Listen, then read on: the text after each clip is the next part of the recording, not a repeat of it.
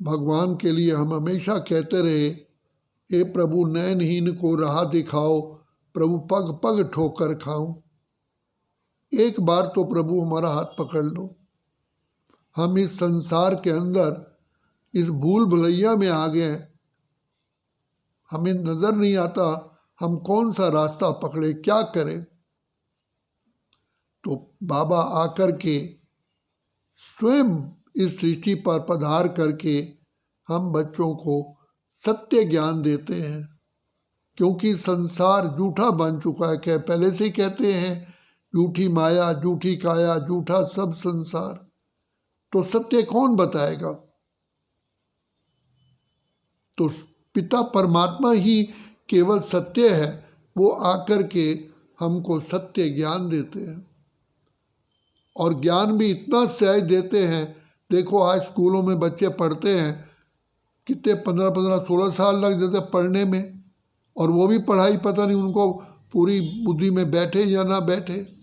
लेकिन शिव बाबा कितनी सहज हमको शिक्षा दे कर के संसार का सबसे ऊंचा पद देते हैं, जिसमें सारे ही सुख, सारी ही प्राप्तियां, सारे गुण समाये हुए हैं। तो ऐसा भाग्य विधाता हमें मिला है, जो हमारे जन्म जन्म के पापों को भस्म करने का सहज मार्ग बताते हैं। आत्मा तो बिल्कुल काली तमो प्रधान हो चुकी है, तभी तो कहा मैली चादर ओढ़ के प्रभु द्वार तेरे में कैसे आऊं। तो लेकिन शिव बाबा ने हम सब पतितों को आकर के ही प्यार के सागर ने अपना बनाया, और अपना बना करके हम बच्चों को हर रोज आकर के ज्ञान अमृत पिलाते हैं, और याद भी दिलाते हैं, बच्चे तुम सतो प्रधान थे, सर्वगुण संपन्न, 16 कला संपूर्ण, संपूर्ण निर्विकारी थे। बच्चे मैं आया हूँ तुमको फिर से ऐसा भाग्यवान बनाने। कल हमने देखो भैया दूज का त्यौहार मनाया। भैया दूज क्यों कहते हैं? तो बाबा कहते हैं आत्माएं तो सब भाई भाई हैं,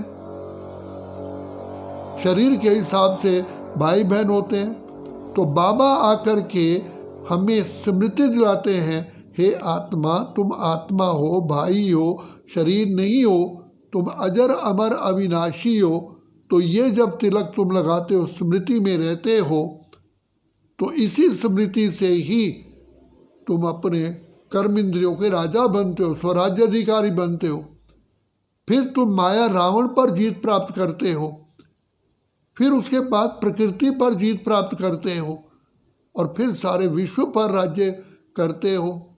तो इसी एक स्मृति के तिलक लगाने से, आत्मिक स्मृति में आने से तुम अपने कर्मेंद्रिय जीत, माया जीत, जगत जीत बनते हो, प्रकृति जीत बनते हो। फिर ये विजय माला के दाने बनते हो। तो ये आत्मिक स्मृति का तिलक है, विजय का तिलक है। जब कोई जीत प्राप्त करता है, विजय होता पहनते हैं, तो भी उसे विजय का तिलक लगाया जाता है।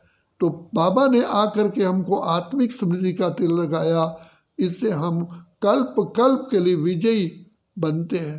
फिर इसी विजय तिलक से ही भविष्य में हमको राज तिलक मिलता है। तो बाबा कहते हैं बच्चे ये तिलक का इतना महत्व है, खास करके भारत में ही ये भैया दूज का त्यौहार मनाया जाता है, क्योंकि आत्मा सब भाई भाई है। पहले तो ब्राह्मणों के द्वारा ही ये स्मृति का तिलक लगाया जाता था, लेकिन बहनें अपने भाई को क्यों तिलक लगाती हैं?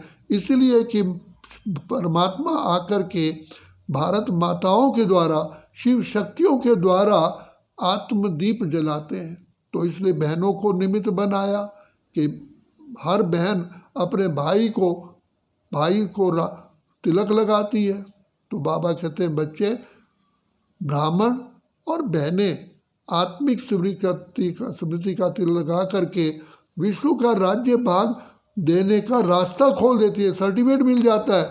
बाबा कहते हैं कि बच्चे तुमको पासपोर्ट मिलता है, तुम आत्मिक स्मृति में रह करके जब शिव बाबा को याद करते हो तो भविष्य जन्म जन्म के लिए कल्प कल्प के लिए सुख पाते हो। तो बाबा ने आकर कितना हमको सहज मार्ग बताया। बच्चे, कल भी बाबा ने कहा एक तो पवित्र बनो और दूसरा पक्के पक्के योगी बनो। इस योग बल से ही तुम विश्व पर राज्य करते हो। ऐसा किसी ने भी योग नहीं सिखाया जिससे हम सारे विश्व का घर बैठे राज्य प्राप्त कर लें। तो बाबा कहते हैं बच्चे, ये तुम्हारा भाग्य कितना ऊंचा है, घर बैठे तुम्हें भगवान मिला है और कोई कठिन मार्ग नहीं बताते। तो बाबा कहते हैं बच्चे, वैसे भी हमारा धर्म है और फर्ज है ऐसे प्यारे बाबा को बहुत प्रेम से याद करना। तो जो भगवान, जो पिता परमात्मा हमें सारे पाप कर्मों से मुक्त हो कराए, भविष्य नई दुनिया के लिए लायक बनाए और सृष्टि का राज्य भाग दे, तो हम बच्चों का कितना फर्ज है ऐसे प्यारे बाबा को दिल बा जान सिकवा प्रेम से याद करना। तो बाबा कहते हैं बच्चे, तुम सदा उमंग उत्साह में रहो, तुम भाग्य विधाता की डायरेक्ट रचना हो, तुम सत्य ज्ञान तुम्हें मिलता है, इतना बड़ा भाग्य किसका हो सकता है।